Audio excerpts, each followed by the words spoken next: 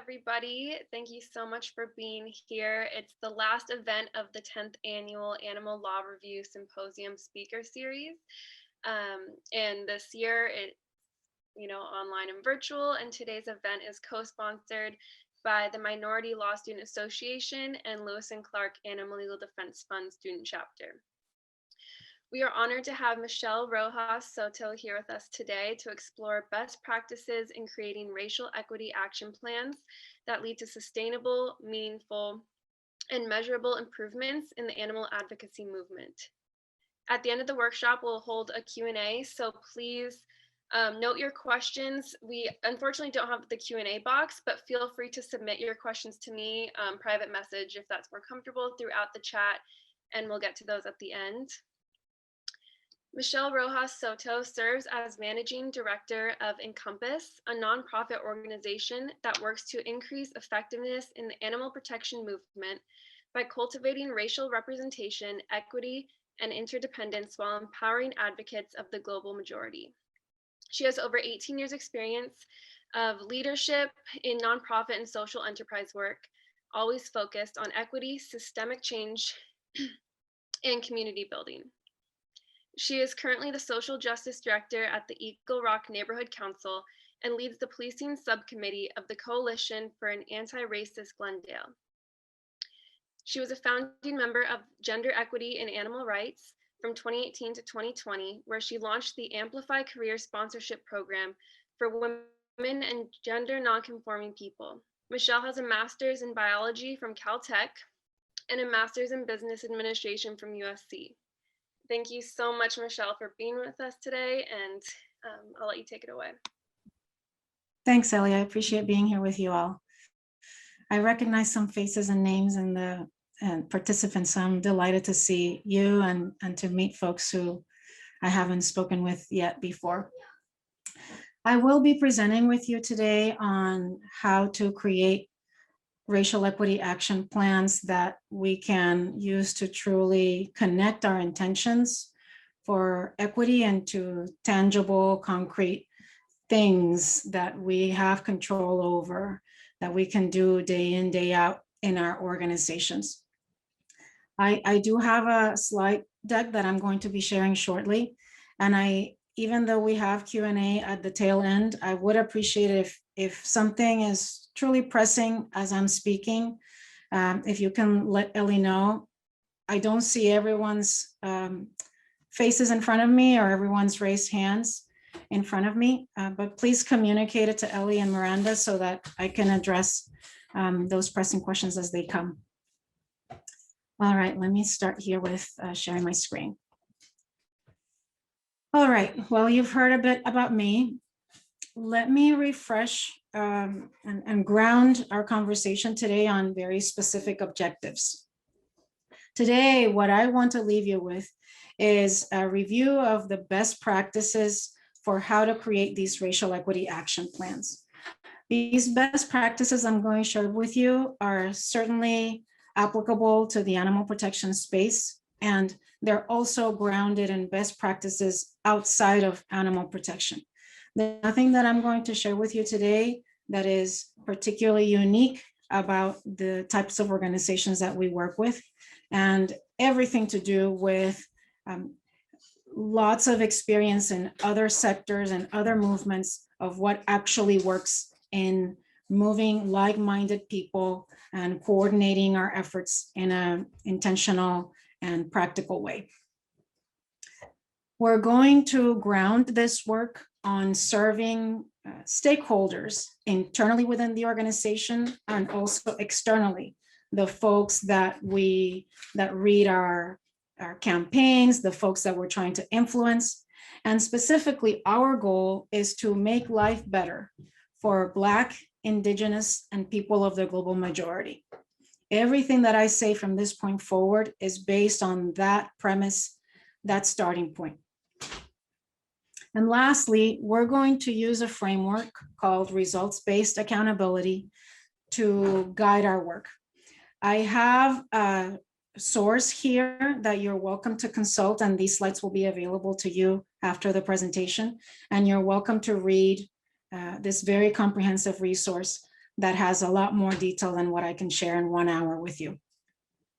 All right, so let's get started with a very important definition. What is racial equity? I want to start here so that we're all starting from the same frame of reference. Equity is both when Black, Indigenous, and people of the global majority have what they need to succeed. And so there's that focus on our stakeholders that we're serving through this work.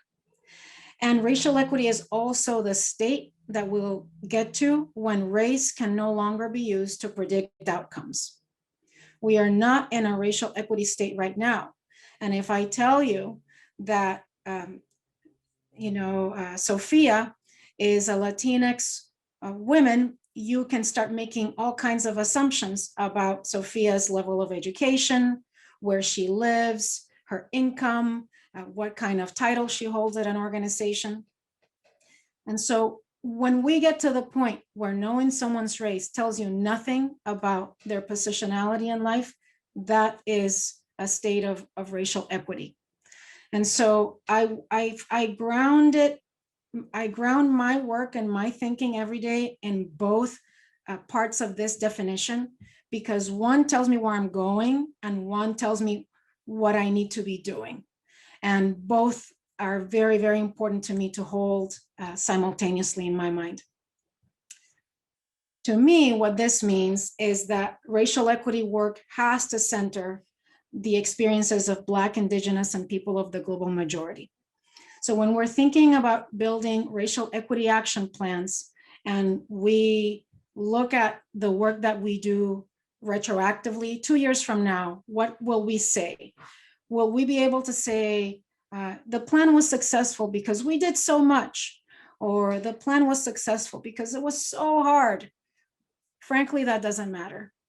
The only thing that matters is, did we improve the experiences of Black, Indigenous, and people of the global majority? That's how we measure success. So let's start with pre-work that I am not going to have time to go over in this session, but it's absolutely necessary in order to get to the part of building a racial equity action plan.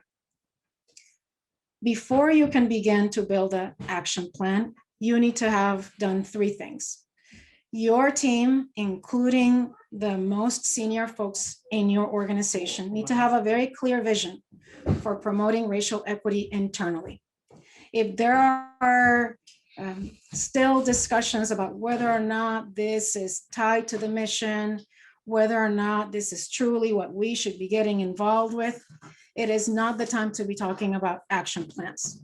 What you should be doing is clarifying that vision. Everything else flows from having a strong conviction, a personal connection to the work, and a long-term commitment to see it through, and lead with empathy and also with courage, because a lot of this work is uncharted, and we do need that courage to see it through to the end. A little bit chicken and egg type of a situation, we also need to develop racial literacy for the entire group. Oftentimes you need racial literacy in order to get that buy-in from the team, but I am not going to dictate a particular order of events when it comes to that. In general, I find that the racial literacy is developed sort of like a spiral, like you don't move in a straight line. You sort of revisit themes and keep getting better at it. And so it is a long-term process as well. And then lastly, it's important to look at where the organization is today, get really close to the experiences of Black, Indigenous, and people of the global majority now.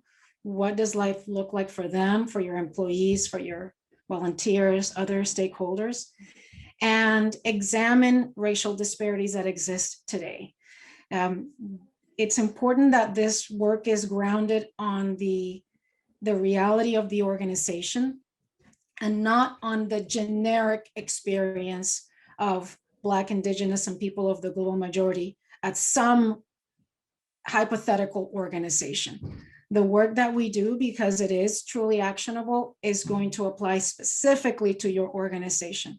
And as such, it needs to be reflective of the conditions at your group and not some other group somewhere else. All right, so let's start building an action plan. Step, because it's not a step at all. The first step will be really step one. Step 0 is keeping in mind that the needs, the priorities, the goals of people of the global majority ground this work. And we need to be consistently through the action and the execution phases, checking with our stakeholders, our by PGM stakeholders, to make sure that the plan, the activities that are being conceived, and the execution is incrementally getting closer to meeting those needs. It's not, an action plan is not something that we can develop and then execute and then throw it out into the world and see what happened. Even though Black, Indigenous, and people of the global majority are not responsible for this work, they already have quite a big burden in bearing the brunt of oppression day in, day out. And so they are not, if they, to the degree that they want to be involved in planning, that's wonderful, but we should not expect our staff of the global majority to be stepping up and leading because it's a heavy emotional toll. But having said that, let's check with different stakeholders throughout the process to make sure that the plan and the execution are aligned with what they need. All right, step 1 is that we need to really get clarity on population outcomes. Population outcomes, I want to stay with this term for a second. Population outcomes are not organizational outcomes. Population outcomes are much bigger than that. And they truly reflect and refer to the experiences of Black, Indigenous, and people of the global majority on the whole. We work in animal advocacy in particular, and we certainly have a bigger slice of power in that very sliver of societal work, but it's not the only experience. And any one staff member, any one person viewing your campaigns online has lots of different experiences outside your organization.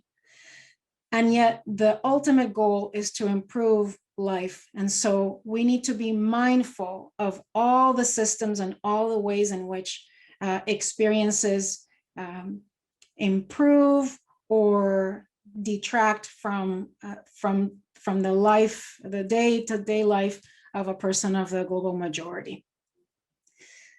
This is not to say that the work is always going to stay systemic and esoteric like that, but I want to ground it in this systemic view because generationally, right? Like we might be at an organization for 3, 5, 7 years, and that's important, and the work lives in that day to day, but we're taking a bigger picture view of this, and we're looking at generational transformation, societal transformation. And so the work needs to be aligned with that goal. Once we have clarity on the population outcomes that we seek, for example, Black, Indigenous, and people of the global majority will thrive economically, they will reach every level of education they wish to, they will not be limited in where they can live, their health and safety are paramount and protected, etc. We can start bringing it into the sphere of influence of the organization itself. How do folks interact with your organization in particular, and what outcomes do you have for your sphere of influence? When you have your outcomes, then it's time to think about community indicators. What lets you know in the in-between time between when you begin your work and the time when you consider yourself successful? What lets you know that you're going on the right track or you're taking a detour? What could we measure? Sorry, I went backwards. What could we measure to help us understand if we're having the desired impact?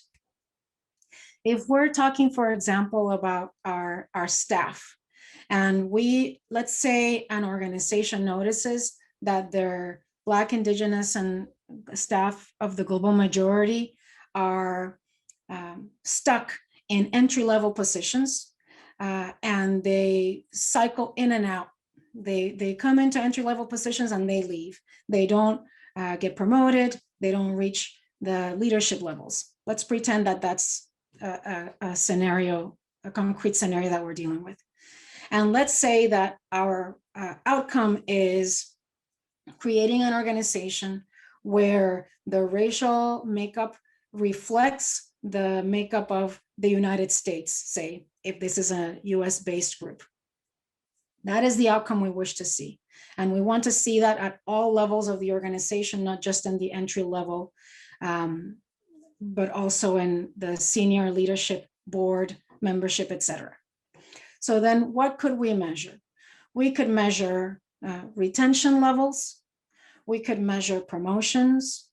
We could measure who reports to the highest regarded managers and leaders, who has access to that. Do we offer career sponsorship and mentorship? Who gets assigned to the big and bold programs and campaigns that make or break a particular strategic cycle? And then who gets recognized for successes with regards to those campaigns? Those are all things that we can start to measure months out from implementation that let us know if the activities that we will be implementing in our action plan are getting us closer. And then 2 years from now, 3 years from now, we can take a look at the demographics and see sort of where we're at, sort of like that snapshot. But we might not see demographic differences 3 months from now, but we're doing the activities and we can measure these community indicators to let us know if we're making progress towards those longer term outcomes that we wish to see. All right. One thing I'll mention here, I have this bullet point about control and influence, and I mentioned this a little bit earlier as well. I want you to be bold in your action plans and include absolutely things that you have control over. And I also want you to include things that you do not have control over, but you have influence over. And I want you to get comfortable with thinking about both, because if we only did what we had control over, it would be so small. We have control over very, very little, but we have influence over so much, both within the organization and even with partner organizations doing animal advocacy work outside of our own, doing environmental advocacy, doing wild animal protection, etc. There's so much influence that we have, but absolutely no control. So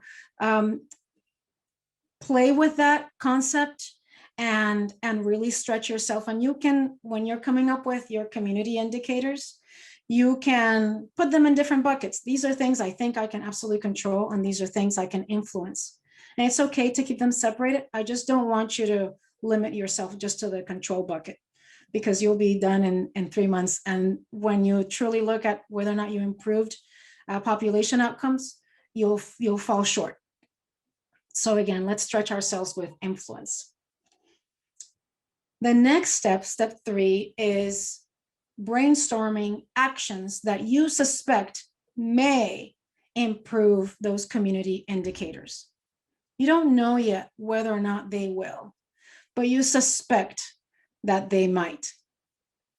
You may suspect so because you've heard from other groups. In your research, you might have found that this has worked with other groups. But a big little asterisk there, a caveat, is that a lot of this, even though these issues of racial inequity and racism are not new, a lot of this action, implementation, accountability does feel new. And it especially feels new in animal protection. We're not used to having performance metrics tied to equity. We're not used to having accomplishments related to equity. And so we are creating something new through this process. And there might not yet be evidence that you feel very comfortable with to suggest that you are indeed doing a tried and true method. I'm hoping that in even 10 years' time, this will change, this slide will change considerably, and we will have some really good ideas for how to move forward.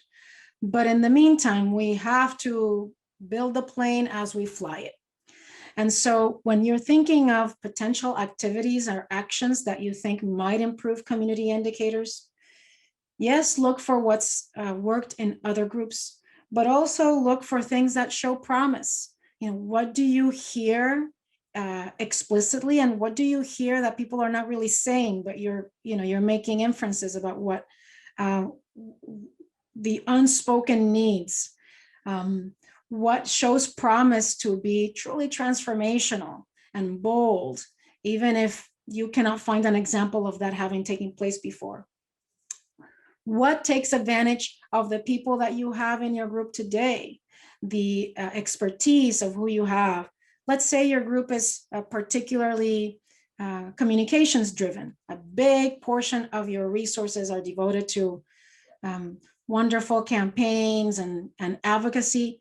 Then what can you do centered around that, instead of saying you want to create, say, a mentorship program when you don't have any experience with mentorship yet? So take advantage of who you have in your team and what you know and your areas of expertise to brainstorm actions. And while racial equity is an initiative in and of itself, and it requires resources of time, expertise, money to, say, pay for training, etc., not everything is a thing you need to purchase. So be very creative with thinking about costs. Don't neglect things that cost money, though, because we are aware of at Encompass that donors are interested in funding racial equity programs that are connected to animal advocacy. And so if you don't have the money yet, that's a conversation about grant writing and how we could specifically raise funds for this work. But again, not everything will cost tens of thousands of dollars in a particular thing that you need to do in order to get started. Many things you can get started without investing in additional people or additional programs. Then the next step is to narrow down your brainstorm and think, again, grounded in who you have in the room, who is part of your group, who can carry this out. Are these activities connected to your strategic plan, your vision, your mission as an organization in animal advocacy, your reason for existing? Or does it still feel like it's an add-on, like an appendix that is not related to your primary goals at all? If it feels like an appendix, go and brainstorm some more. What I want to see is organizations that create racial equity action plans where the accountability for the work is distributed across the entire organization. I do not want to see racial equity action plans that only belong in HR. I do not want to see racial equity action plans that only reside in marketing and external campaigns. I don't want to see it being thought of as an afterthought, like we did so well and we didn't do as bad as we did 2 years ago with our public messaging around racism and Black Lives Matter. That is still an appendix. I want to see activities that are truly connected to your animal advocacy work day in, day out, What is the legal team doing? What is your finance and accounting team doing? What is HR doing? What is campaigns doing? What is fundraising doing? There are opportunities to promote equity in every functional area, every single functional area, not just in public facing, not just in HR. So part of that literacy, racial literacy that I mentioned at the very beginning, will come in handy when you're thinking about action planning at this step, because building the racial literacy of your entire team across all functional areas will help them see themselves as agents of transformation. And everyone will start to identify ways of doing things now that they can improve. Again, both with internal customer stakeholders as well as external. And then this last bullet here about tangible benefits is very important. Connected to what I spoke about just a few minutes ago, the community indicators and the population level outcomes. Sorry, hold on. Who's calling me? Okay. Sorry about that. So we want to make sure that the actions that you propose do have tangible benefits. And we're going to talk about the kinds of benefits that they might have in a minute. But again, we know that we succeeded when we've truly improved life and conditions for people of the global majority, not just when we worked really hard to build this plan, or not just when we felt really invested. That's not success. So here are some of the things that we consider tangible benefits. And I have 4 bullet points here. We want to know that skills and knowledge have improved. And that's a very broad sphere in and of itself. That includes lots of things. We want to know that attitudes and opinions have shifted. We want to know that behaviors have changed. And we want to know that circumstances have changed. And I have a couple of examples here. I think this would be a wonderful place for me to pause. And I would love to hear from you if we could come up as a group with one example for each of these bullet points. They don't have to be in order, but I'd love to get your thoughts and hear from one another what we think is a show, a demonstration of skills and knowledge, attitudes and opinions, behaviors and circumstances improvements.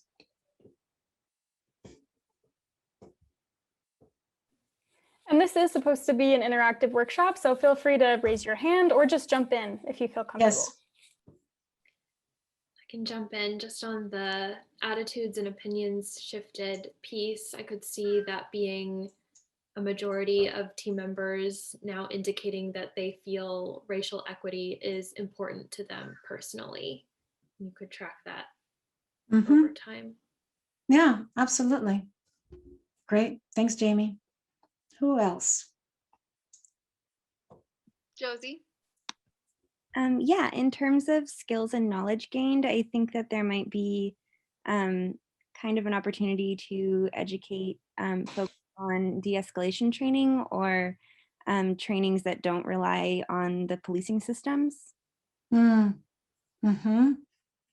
Yeah, wonderful. So you're tying that together with a particular activity, with a particular action. And I love that. Thank you for bringing that up. Kathy, I see your hand. Yeah, so it could, for policies, it could be new hiring policies that reflect the learning that's happened through these processes. It could be the integration of a wider way of looking at advocacy in strategy planning. And so that policies are broad enough to encompass that kind of thinking in a regularized way going forward. Absolutely. And those policies will need to be partnered with particular protocols and procedures to enact them in concrete ways. Perhaps one policy that I've seen as of late is in animal protection in general, the salaries are relatively low. And when there's a new job posting, including the salary range is extremely helpful for someone so that they know if this gives them it meets their needs for cost of living.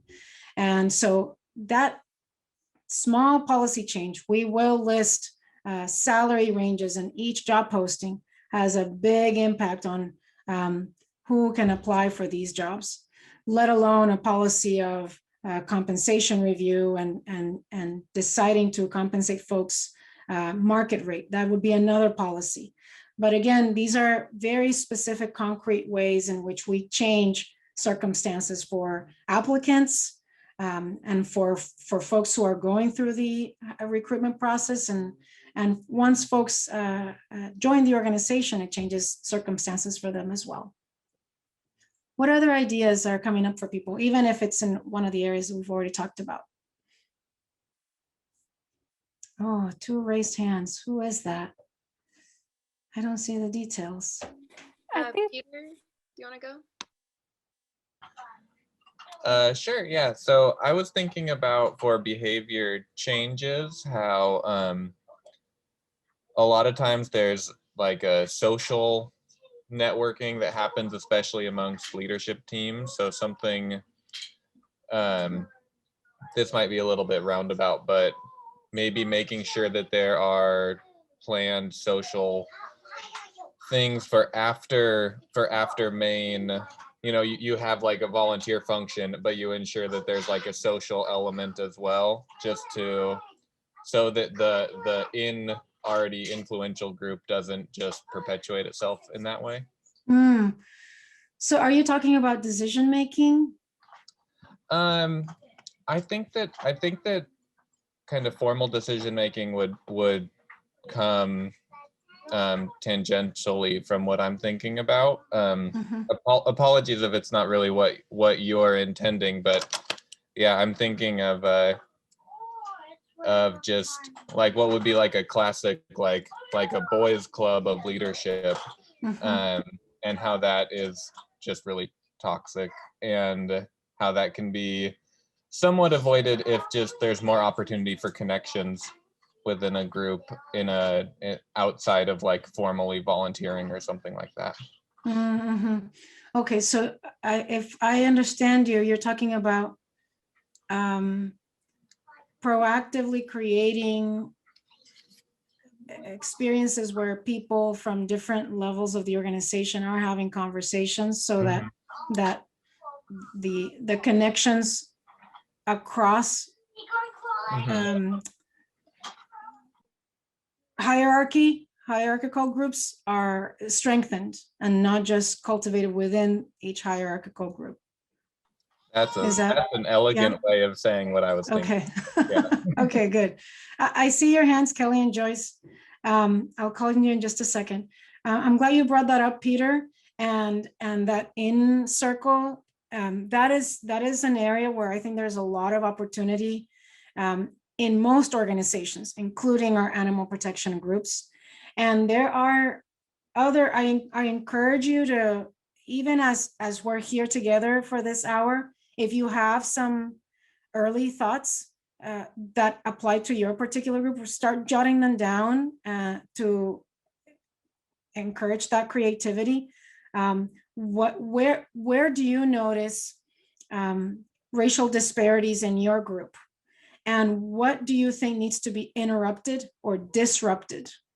That's another way of sort of asking this question.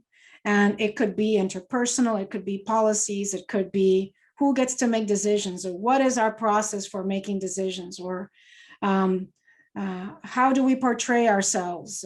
It could be any number of things. But as you're here and you're hearing each other talk, that's going to get your mind going, and write that down to the extent that you can, so that you can keep building on that after this session. Kelly and Joyce? I was thinking in terms of programmatic work, learning about whether what you support also is influenced by white supremacy. I'm thinking about policing and incarceration, and whether or not you want to change your policies on whether you promote that or support that. I love that. earlier I mentioned how I wanted you all to think about racial equity action plans that infused every part of what you do.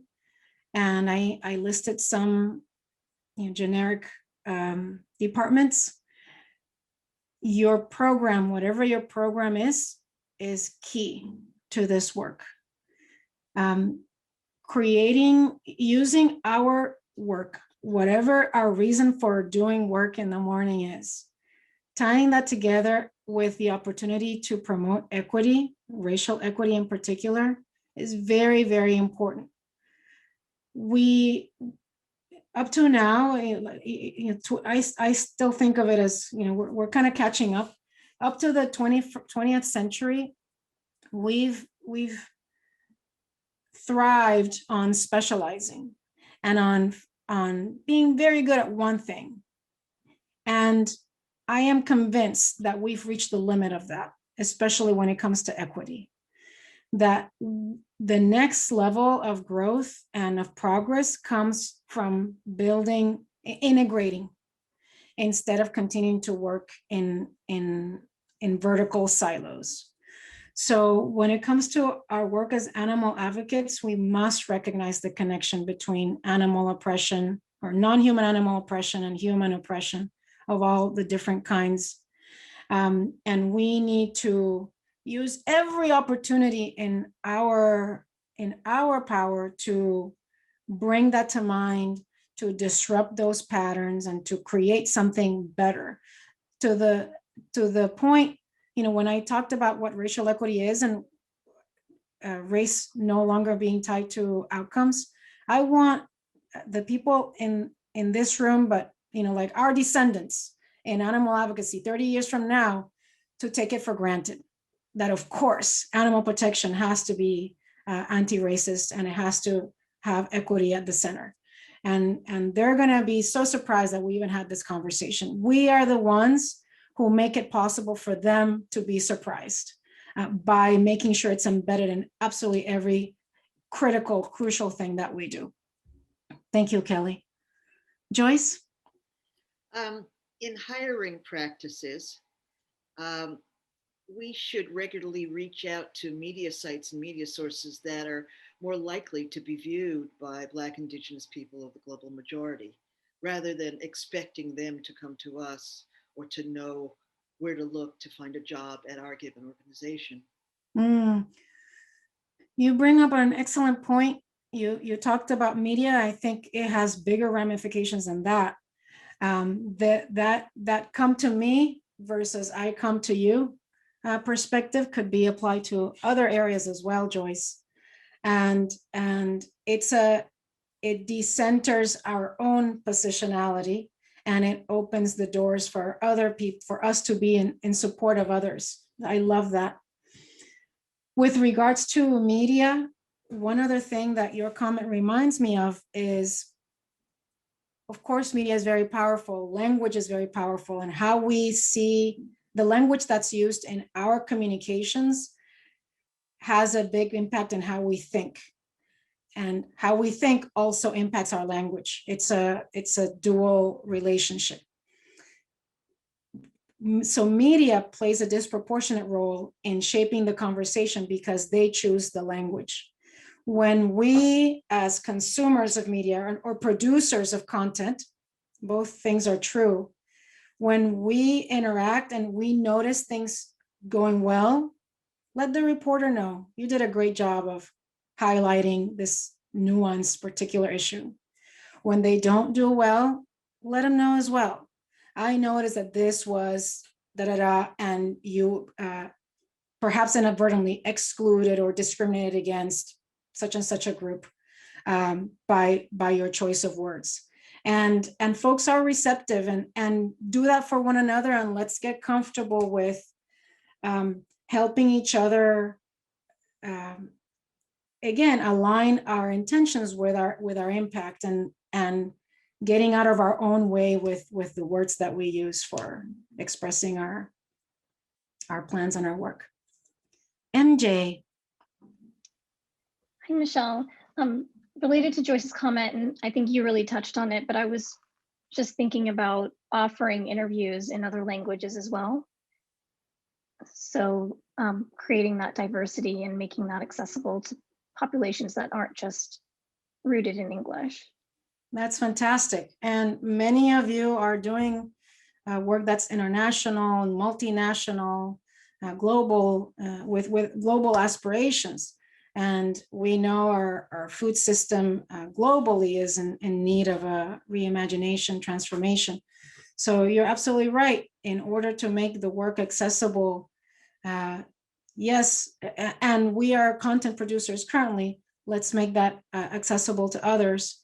I really want to also get to a point where other content from different countries is considered and consumed here, again, to try for different cultural frameworks, so that the Western US framework doesn't continue to lead.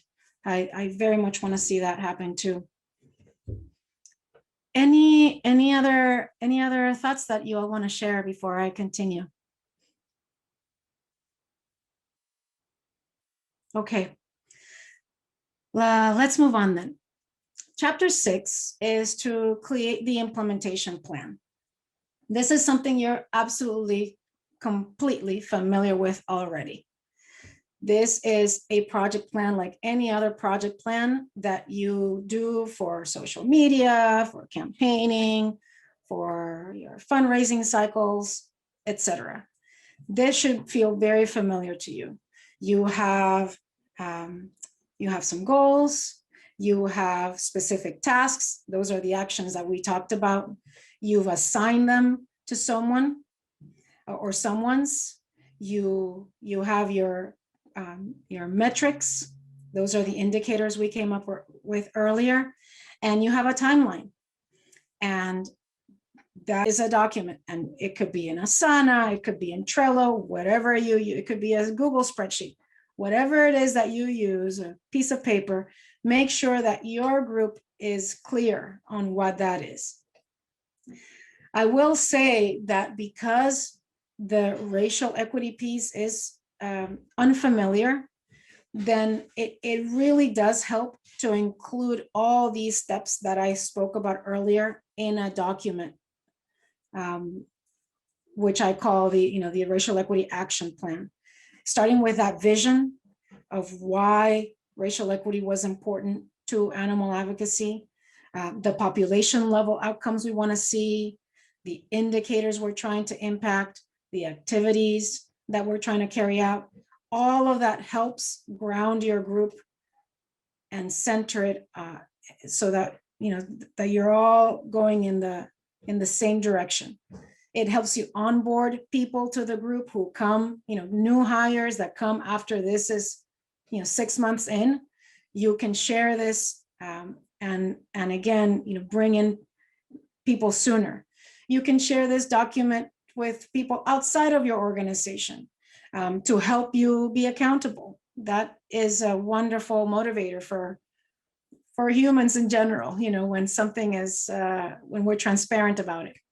It also can help create opportunities for collaboration and partnerships with other organizations who can either help you achieve your goals or who are inspired by what you're doing and they create something similar or complementary.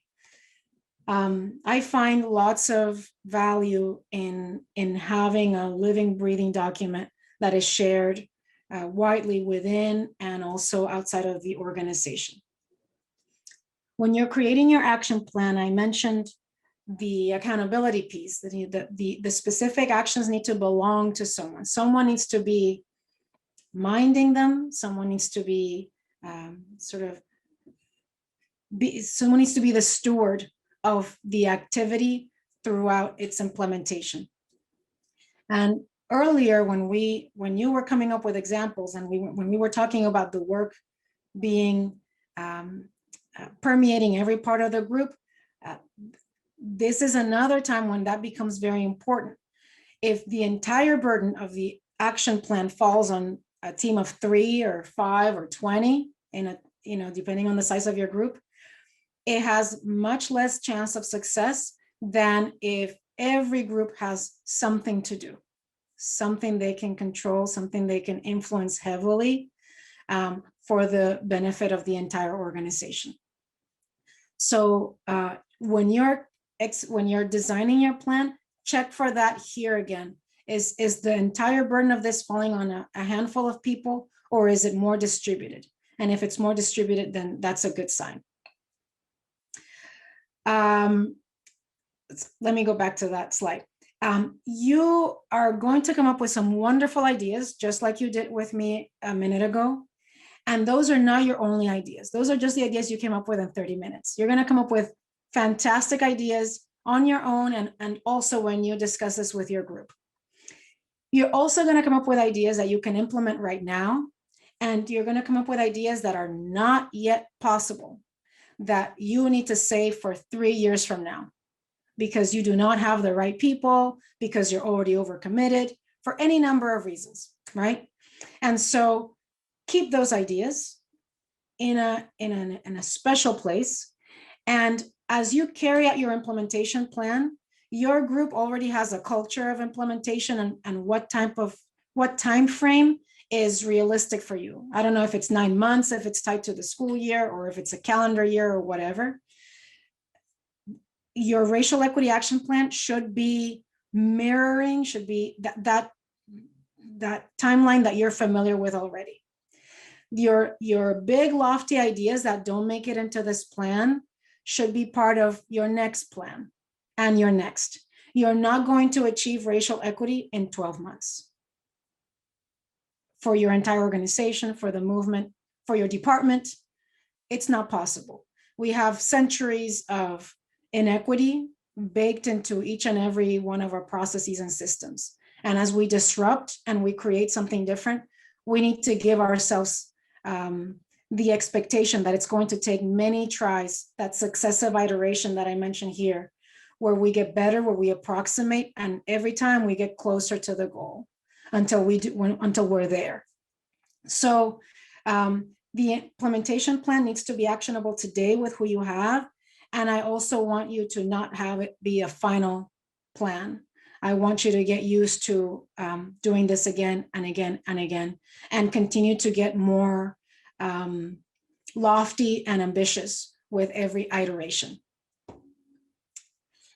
All right, so now my final reflections that I want to share with you, and I want to hear from you, and I do have time after the official finish years so that we can keep going. I mentioned this earlier, we have to create equity and move forward without a blueprint. I don't have a blueprint to give you. If I did, I would. No one else has a blueprint to give you. Don't believe that. Create it as you go, especially because your blueprint needs to reflect the conditions and the reality in your organization. Some other organization will have their own blueprint. You will have some similarities, but you cannot just simply copy paste and replace the name. It has to be grounded in your experiences and in the experiences of people of the global majority in your organization. Second, and this is an important one for me, if you take nothing else out of this, take this. There is no neutrality when it comes to equity. We're either helping things get better, we're holding things back, or we're making things worse.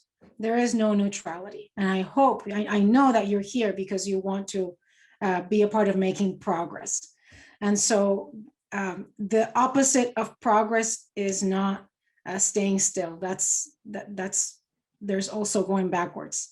And we need to move forward. And each of us is an agent that has some degree of power to make that be a reality. Related to that, everyone's role is essential. And there's no one better coming than who you are today. You have the curiosity, you have the mental capacity, you have the empathy, you have the interest, you have the functional skills to be able to make this true.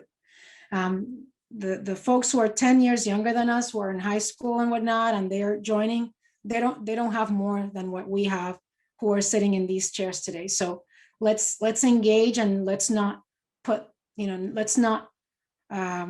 sort of kick that can down the road for younger people to, they'll get it, right? Like if we just do this part, they'll be able to finish the job.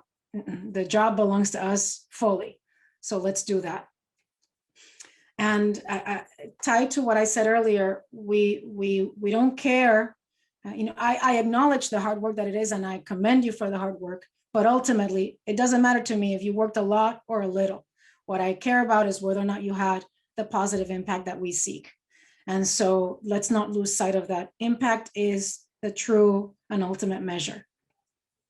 And related to what we said recently, transparency is very, very helpful, both at the leadership level and also as we are accountable to ourselves and to the next generation. So when we share our outcomes, what worked well, what didn't, when we share goals that we didn't end up meeting, that elevates the conversation and it helps us all get more comfortable with experimentation and with being engaged in the work.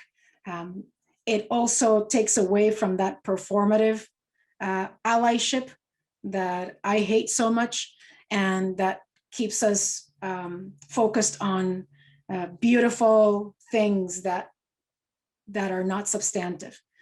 So transparency is something that I really want to encourage you to do. That is all I have for you today. I'd love to take questions and reflections as we wrap up our time together. Thank you so much, Michelle. Yeah, so anybody who has thoughts or questions, go ahead and raise your hand, or you can also just go ahead and speak. I don't think that'll be too chaotic. So yeah, it's open now. So I have a question. Where can people go for more information and to help them begin the process? What are resource organizations? Obviously your own organization. Are there others? Where do we go to read, to That's learn? great. Yes, Joyce. The Encompass website does have a list of resources that are very action oriented.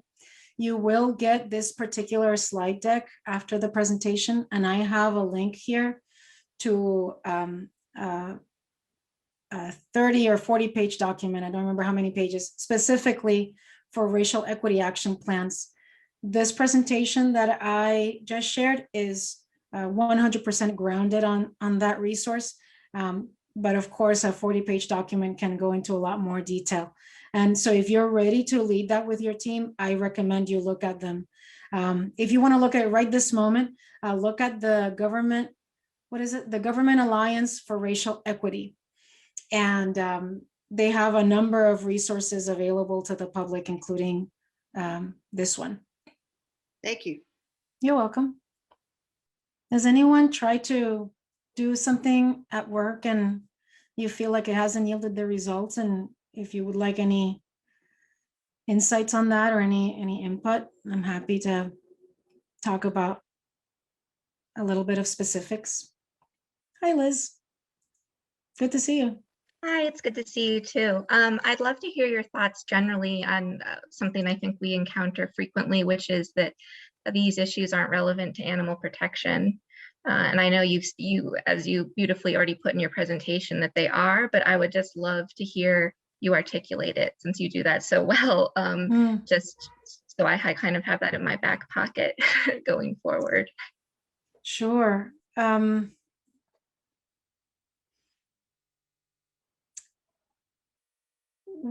One way that I heard it articulated recently, not specifically in animal protection, but I think it absolutely applies. We are used to, so far, talking about that connection between language and thinking, we have been used to having to justify equity and why it's important.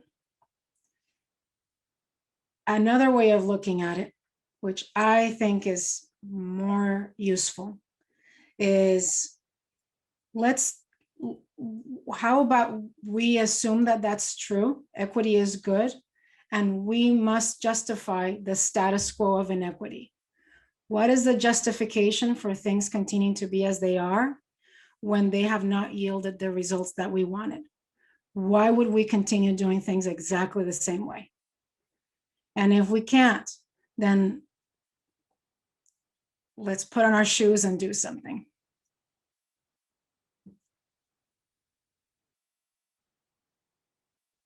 I think I saw something from Raj. Would you recommend the 21-day equity challenge for AR groups? Raj, I thank you for your question. I've seen some of those equity challenges and I've participated in one in particular. I think they are wonderful for some people who already have a bit of a mind frame of learning and engaging, and who are looking for more depth in the racial literacy. If that is offered without context, like as its own, to people who are very reluctant, I don't find that it's helpful, because it's not interactive and it doesn't allow for people to share their pain and their fear. But if it is offered in the context of a larger conversation, a longer conversation for a group, where people can share reflections, where people can reflect on how their racial equity in general is tied into the work, I find that it can be helpful, especially as a jumping off point for answering that question of, like Liz was saying, how is this connected to the animal advocacy that we're tasked with doing? But there's a lot more that needs to happen after that 21-day challenge. Are there any more thoughts or questions? We've about reached our time, but I know if there's any more questions, Michelle said she'd be happy to answer them. Yeah, and my email is in the presentation as well. So please reach out if I can be of assistance. I'm excited for all of you to experiment, to take this back to your groups. And if, as you start thinking of your own work in your specific organizations, you want to connect for more resources, I'm happy to be a resource. Thank you so much for being here today. You're welcome.